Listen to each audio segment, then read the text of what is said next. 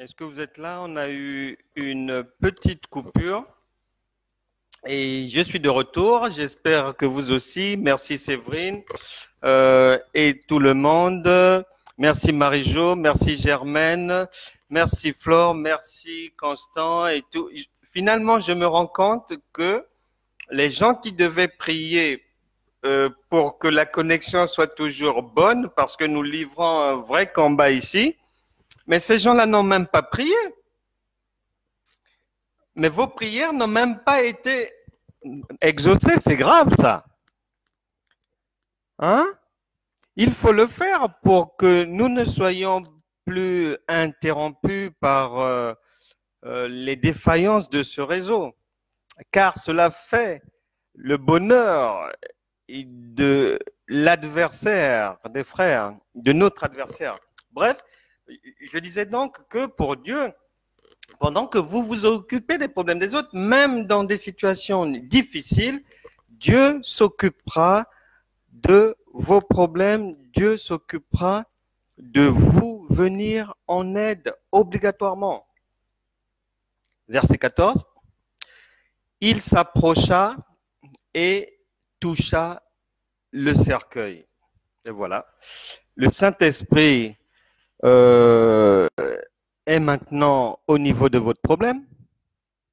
Si c'est un dossier administratif, la main du Seigneur est sur ce dossier.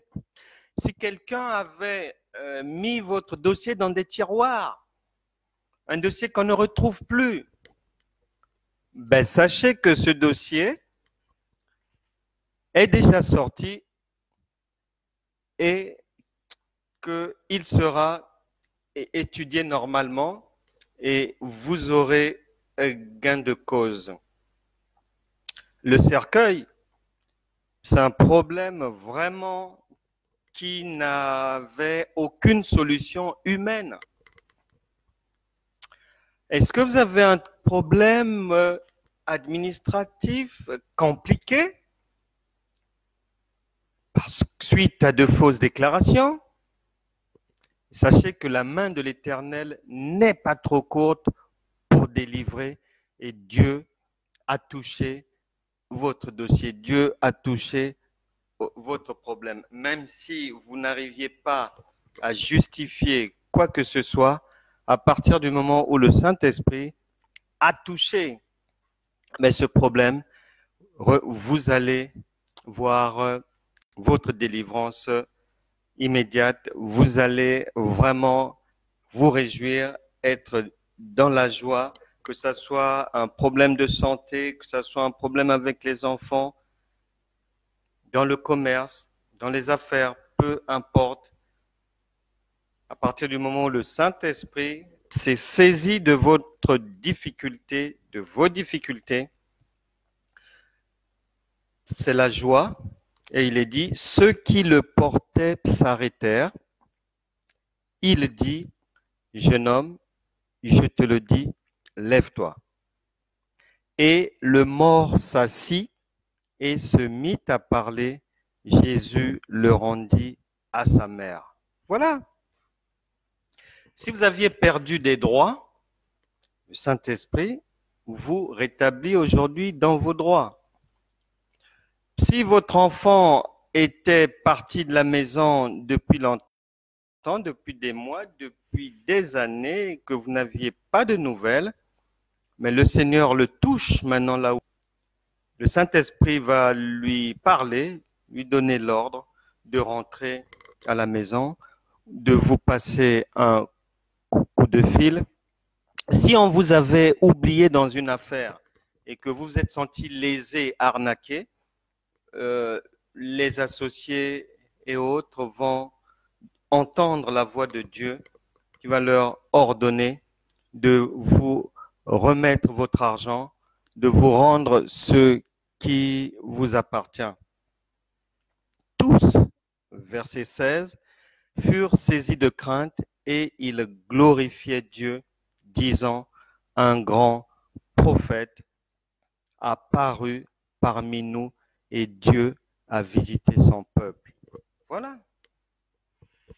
Dieu vous a visiter aujourd'hui. Le Saint-Esprit est à l'œuvre en vous, dans votre maison, dans toutes vos activités.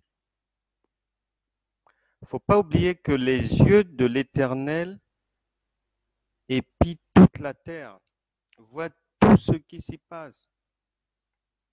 Et que les anges de Dieu sont à votre service, puisque la Bible déclare que les anges sont au service de ceux qui doivent hériter le salut. Et vous en faites partie. Votre problème a été vu, touché par Dieu lui-même, le Saint-Esprit,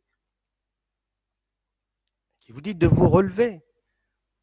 Ce n'est plus le moment de pleurer. Ce n'est plus le moment d'aller se plaindre. Non, on a un Dieu puissant. Vous avez déjà vu une ambassade d'un pays, un pays sérieux et qui se respecte, aller se plaindre dans le voisinage? Ça n'existe pas. Parce que l'ambassade a tout ce qu'il faut pour sa subsistance et en cas de besoin, on fait recours au pays. Et dans vos difficultés, le royaume de Dieu dispose de tout ce qu'il faut pour une intervention rapide en votre faveur. Peu importe la situation. Si vous craignez, par exemple, une décision, que ce soit de justice, que ce soit au travail, que ce soit dans les démarches administratives, peu importe, si vous craignez le chef, si vous craignez la décision finale, si vous craignez le jugement final, sachez que, de mémoire, lorsque Jacob était parti de chez son oncle Laban avec femme et enfants et que ce dernier le pourchassait pour lui faire la peau, souvenez-vous que la nuit, la Bible déclare que Dieu avait parlé à son oncle et lui avait donné une instruction ferme d'après laquelle il ne pouvait pas faire du mal à son neveu. Je le répète, Dieu n'est pas un Dieu des morts mais des vivants. Le Jacob d'aujourd'hui, c'est vous. Et ce que Dieu a fait avec lui, cette intervention spectaculaire de nuit, surnaturelle, il va le faire pour vous. Il va parler à votre patron. Qu'il soit païen, croyant, hindou, sikh, tout ce que vous voulez, musulman, il entendra la voix de Dieu et l'ordre du Seigneur de vous faire du bien et de prendre une décision qui vous sera favorable. Est-ce que vous avez peur pour vous-même, pour votre mari, pour votre enfant qui risque la prison? Mais souvenez-vous de Daniel. Daniel et ses amis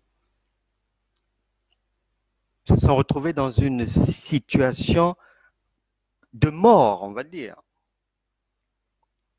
Mais dans ce feu ennemi, peut-être dans lequel vous vous trouvez maintenant.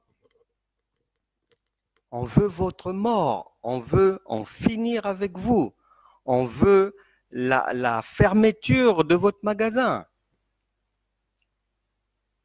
On veut vous voir à pied, sans véhicule, pour mieux vous injurier, pour vous lancer peut-être des bananes ou des pommes de terre ou de la tomate sur la tête.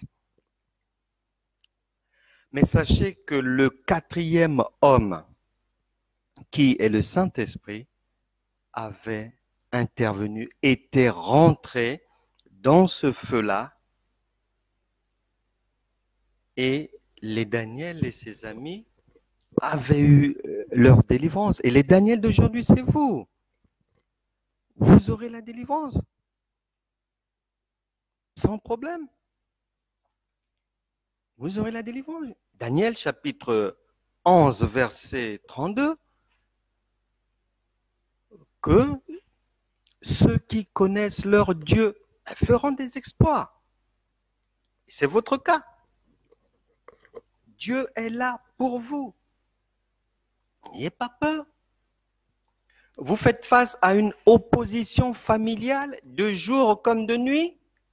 On vous envoie des démons, des femmes de nuit, des hommes de nuit, des esprits méchants dans les lieux célestes pour vous persécuter, pour vous faire du mal. Souvenez-vous de Néhémie qui était un bâtisseur et qui faisait une belle œuvre. Et vous êtes le Néhémie d'aujourd'hui, donc ce n'est pas étonnant que vous trouvez en face, sur votre route, des Sanballat, des Tobija déterminés à vous barrer la route, à faire obstacle à votre succès. Mais ne baissez pas les bras, Dieu est avec vous par le Saint-Esprit. Et il vous dit aujourd'hui, ne pleure pas. Ce n'est pas le temps des larmes, c'est le temps de moissonner, c'est la saison de la moisson. Vous n'êtes pas là pour pleurer, mais quand vous venez dans le royaume de Dieu, dans notre royaume, nous faisons le sacrifice dans le jeûne, dans la prière, dans la méditation, dans l'étude, la parole de Dieu.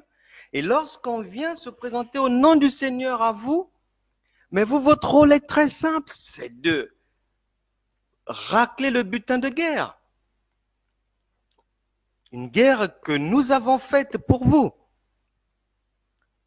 Vous êtes là pour jouir des bénédictions du royaume de Dieu. L'heure n'est pas aux larmes, mais à la joie, à la fête. Ne pleurez pas. Voilà ce que le Saint-Esprit tenait vraiment à vous dire, à vous rappeler. Et je m'en vais chuter en vous disant ceci. Il y a plusieurs années de cela,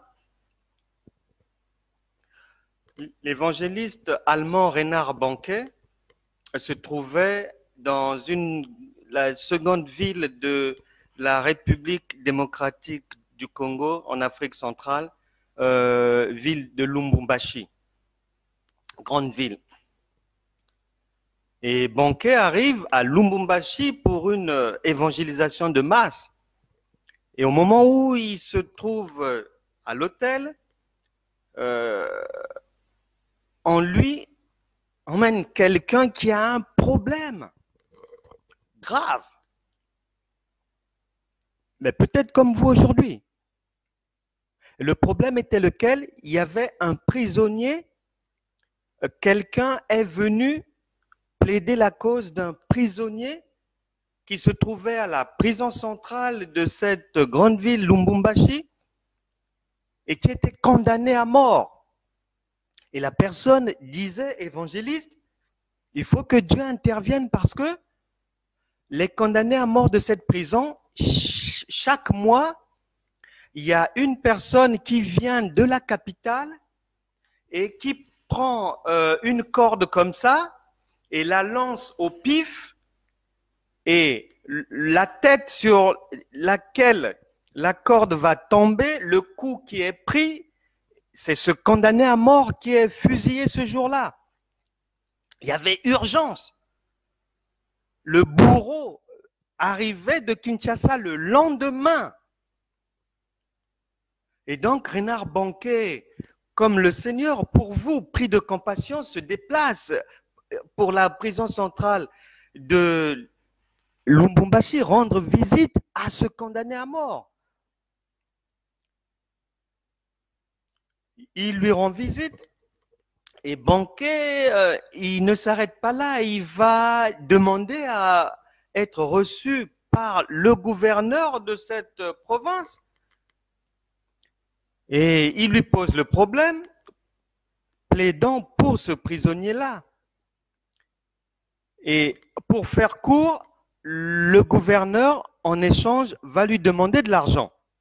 Et Bonnke de lui répondre que nous, en tant que serviteurs de Dieu, nous ne marchons pas dans la corruption et que c'est la dernière chose que je peux faire de ma vie. Je ne le ferai pas. Je vous ai posé le problème. Je vous remets devant votre propre conscience, je suis parti. Et Banquet est parti. Et les jours sont passés. Banquet avait fini la campagne d'évangélisation à Lubumbashi. Il est revenu en Allemagne. Il a fait d'autres croisades ailleurs. Les années sont passées. Et quelques années plus tard, Reinhard Banquet se retrouve encore en République démocratique du Congo pour une campagne d'évangélisation de masse, cette fois-ci dans la capitale Kinshasa. Et là, à un moment donné, on vient lui dire qu'il y a quelqu'un qui voulait le voir absolument, une personne prénommée Richard. Et donc, même si ça ne disait plus rien à Banquet, il demande à voir la personne se présente avec une Bible en main, et là, la personne lui dit, est-ce que vous vous souvenez de moi? Banquet dit non. Ben, je suis le condamné à mort que vous étiez venu visiter à la prison centrale de Lubumbashi. Votre Dieu avait intervenu en ma faveur. J'avais été libéré quelques jours après et Dieu a fait que je devienne son serviteur aujourd'hui. J'assume la charge pastorale. Et Banquet était vraiment joyeux. Et c'est la même chose que Dieu, que la main divine fait pour vous aujourd'hui. C'est la même intervention. Les anges sont là pour vous, pour aller donner des ordres. Là où vous ne pouvez pas arriver, les anges de Dieu, la main de Dieu va y arriver. On n'a pas besoin de votre présence. C'est pour ça que nous pouvons, à distance, envoyer les anges intervenir pour vous en prière, comme l'armée de l'Éternel a intervenu pour Richard à Lubumbashi, à la prison de Lubumbashi, condamné à mort, gracié d'une manière spectaculaire. Et je termine, je ne sais pas pourquoi le Saint-Esprit ne m'envoie que des témoignages de la République démocratique du Congo aujourd'hui. Je crois que Dieu va faire de grandes choses, que tous ceux qui sont de Kinshasa et autres, restez bien connectés. Je pense à Marcelin Kasereka, je pense à Françoise Chituka, je pense à tous ceux qui sont là-bas, je pense à Laurette et je pense à plein d'autres de ce pays-là. Aujourd'hui, je crois que Dieu va vous visiter. Je termine donc. Un autre apôtre du Seigneur, originaire de la République centrafricaine, Charles Talingano, se retrouve un jour en campagne d'évangélisation dans cette même ville de Lubumbashi, en République démocratique du Congo. La campagne d'évangélisation se passe très bien. Et après Lubumbashi, il fera plusieurs villes comme Kalemi, des villes comme Kalemi, Kolwezi et autres, beaucoup de villes où le Seigneur s'est manifesté avec des miracles, des prodiges, des signes, des merveilles du royaume de Dieu. L'intervention divine était spectaculaire partout où la campagne d'évangélisation avait eu lieu. Et une fois qu'il rejoint Kinshasa, où devait se terminer son séjour d'évangélisation, se trouvant à l'hôtel, au moment de régler l'hôtel, les pasteurs qu'il avait fait venir dans ce pays, après avoir pris ramasser toutes les offrandes qui avaient été données par les gens dans toutes les villes par lesquelles l'apôtre Charles Talingano avait évangélisé. Donc ces gens-là ont ramassé tout le butin et ont disparu. Alors il se retrouve à l'hôtel, il doit régler l'hôtel avant de partir. Mais il n'y a plus personne. Et ils ne lui ont même pas laissé, même à l'époque, c'était, je crois, la monnaie Kwanza ou Zaïre, quelque chose comme ça, c'est par là-bas. Même pas 10, rien. Sans nourriture, sans offrande pour le serviteur de Dieu, aucune rémunération, non règlement de son hôtel. Vous ajoutez la fuite des invitants avec le butin. Il est 15 heures lorsque Talingano se rend compte de ça. Il remonte, il va dans la chambre d'hôtel, il se met à genoux et Talingano demandera au Seigneur que je suis venu dans ce pays apporter la bonne nouvelle. J'ai travaillé comme tu m'avais demandé de le faire. Malheureusement, je me suis retrouvé entre les mains des méchants. Seigneur, viens maintenant toi-même à mon secours. Il ne s'est pas passé 1 heure après cette courte prière du révérend Talingano qu'on vient lui dire qu'il y a quelqu'un qui voulait le voir à la réception, une dame. Les dames savent retrouver les bons hommes de Dieu. Hein? On vous félicite pour votre flair. C'est bien. Donc, une dame se présente là-bas. Voulons le voir à l'accueil. Et lui, il n'a plus personne puisque tout le monde a fui avec l'argent. Il ne peut pas régler son hôtel, donc il est enfermé dans la chambre, attendant le secours de Dieu. Et on vient lui dire, une dame est en bas pour vous. Il descend, et là, c'est une dame qui lui dit que j'ai l'une de mes parentes qui a assisté à l'une de vos campagnes d'évangélisation. Elle m'a fait le compte rendu. J'ai fait le compte rendu à ma cousine et ma cousine m'a demandé de venir vous chercher immédiatement et que aujourd'hui même, vous êtes attendu chez elle. Et la cousine, c'était la première dame, la femme du président de l'époque, le maréchal Mobutu. Et elle lui dit, avant d'arriver à la présidence, on vous emmène quelque part. Donc, il rentre dans une Mercedes noire, on l'emmène dans un magasin où la dame lui dit de prendre tout ce qu'il voulait et il est relooké sur le champ, conduit à la présidence, bien reçu par la première dame. Et à un moment donné, le président cherchait sa femme et il demande où elle était. On l'informe que non, que sa femme recevait un homme de Dieu.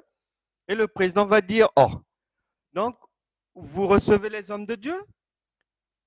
Vous gardez l'homme de Dieu pour vous là-bas, pourquoi? Donc, il dira que lorsqu'il finira avec sa femme, qu'on lui emmène l'homme de Dieu, et c'est comme ça que Charles Talingano s'est retrouvé devant le président Mobutu et qui écoutera la bonne nouvelle. Ils ont échangé, ils ont bavardé et à la fin, lorsqu'il fallait repartir à l'hôtel, il fut accompagné par le protocole présidentiel et Talingano, rendant ce témoignage, dira que les enveloppes qui lui avaient été remises, il y en avait de toutes les devises. Il y avait des enveloppes en dollars. Il y avait des enveloppes en yens. Il y avait la livre sterling. Il y avait des cartons de francs CFA, toutes sortes de monnaies.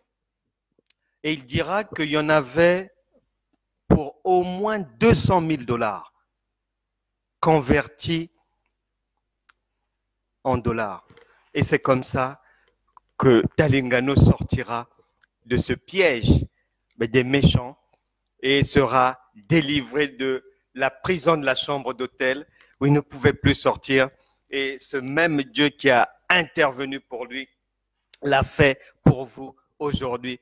C'est pour ça qu'il vous a dit, ne pleure pas. Que Dieu vous bénisse. Nous allons maintenant prier pour les personnes suivantes. Mais connectez-vous à cette prière. On va prier pour une série de personnes. Je prie, ne connaissant pas les besoins et les situations par lesquelles vous passez, par lesquelles ces personnes passent, je prie que toute personne reçoive. Je sais que pendant que la parole était libérée, d'autres ont déjà été délivrés. Les anges sont partis débloquer vos dossiers.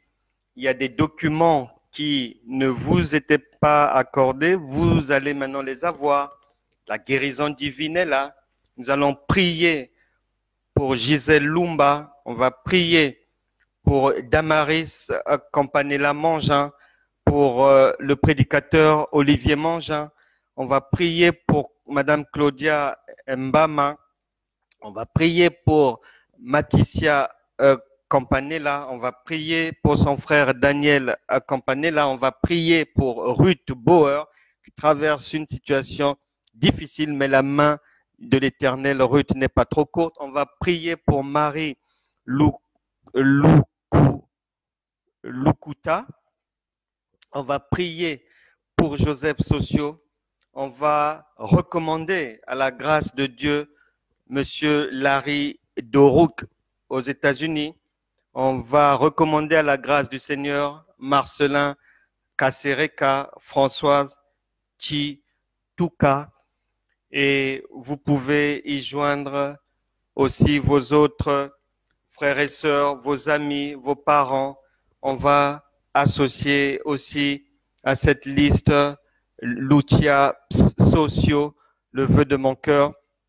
Et ma prière est que toute situation dans laquelle toutes ces personnes se trouvent, dans laquelle vous vous trouvez, soit solutionnée aujourd'hui même par une intervention divine spectaculaire. Au nom de Jésus, je prie et j'envoie une délivrance dans les vies de tout un chacun. Que les larmes soient séchées maintenant au nom puissant de Jésus. Que tout tourment, toute chose qui vous donnait des insomnies quitte maintenant au nom de Jésus. Que la force divine inonde votre corps. Que toute faiblesse parte au nom de Jésus. Je donne pour vous, j'envoie dans vos corps, dans vos cœurs, dans vos âmes, dans vos esprits, s'ils sont des problèmes de santé. Ésaïe 53, verset 5, par les meurtrissures de Jésus-Christ, vous êtes guéris. Ce sont des problèmes d'argent, c'est très simple, l'or et l'argent appartiennent à l'Éternel. 2 Corinthiens, chapitre 8, verset 9, de riche qu'il était, Jésus-Christ s'est fait pauvre afin de vous enrichir. Soyez maintenant riches. Si c'est un problème de mariage, Genèse chapitre 2, 24 a prévu que chaque homme ait sa chacune. Donc l'homme viendra vous chercher. Il n'y a pas de problème. Si c'est un problème de séjour, documents administratifs, je vous recommande à la bonne grâce de Josué chapitre 1, verset 3, disant que tout lieu que foulera la plante de votre pied, vous l'aurez en possession. Prenez maintenant possession du pays dans lequel vous êtes, mais que ça soit administrativement, mais que ça soit dans le domaine éducatif, dans les business, dans la santé, prenez possession pour manger les meilleures productions de ce pays. Que la grâce de Dieu vous accompagne jour et nuit, que tout ce qui vous bloquait, vous barrait la route, soit maintenant enlevé. Si vous étiez mort, soyez maintenant ressuscité, recevez la vie divine. Au nom de Jésus, nous avons prié. Amen. Bonjour à tout le monde. Merci à tous. Que le Seigneur continue à vous faire du bien. Vous pouvez poursuivre la prière. N'oubliez pas de partager pour que d'autres soient bénis. Ne soyez pas égoïstes. Je vous salue. Que le Saint-Esprit vous fasse du bien. À demain, 13h, pour quelque chose d'autre de particulier que le Saint-Esprit voudra qu'on voit ensemble afin de vous faire du bien. Au revoir. À demain, 13h.